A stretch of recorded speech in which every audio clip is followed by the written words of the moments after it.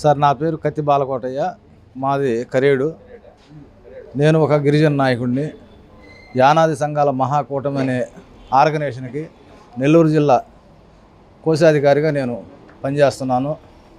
మా గిరిజనులు అనేటువంటి వాళ్ళు కరేడు రైతులను నమ్ముకొని రైతులు ఉన్నటువంటి పొలాల్లో మామిడికాయలు కోసుకుంటూ మామిడి తోటలు పనులు చేసుకుంటూ, అదేవిధంగా సపోటా తోటల్లో పనులు చేసుకుంటూ, వరి మాగాణి, అదేవిధంగా వేరుజనగ, ప్రతి ఒక్క విషయంలో రైతులను నమ్ముకొని మేము జీవనం కొనసాగిస్తున్నాము.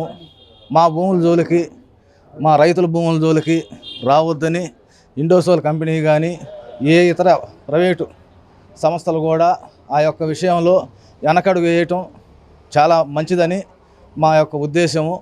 ఈ విషయంలో కరేడు రైతులు మాకు అండగా ఉన్నంత వరకు మాకు ఎలాంటి ఇబ్బందులు జరగలేదు ఇంతవరకు.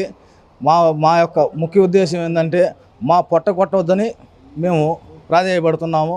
ఈ విషయంలో ఉన్న ప్రభుత్వము వారు, తర్వాత అధికారులు ప్రతి ఒక్కళ్ళు కూడా ఆలోచించి అడుగు వేయాలని కోరుకుంటూ సెలవు తీసుకుంటున్నాను. మీ ప్రాంతాన్ని అభివృద్ధి చేస్తా ఉన్నారు కదా ప్రభుత్వం, మీరు మీ ప్రాంతం అభివృద్ధి వద్దంటారా? ఉద్యోగ అవకాశాలు వస్తాయని అంటున్నారు.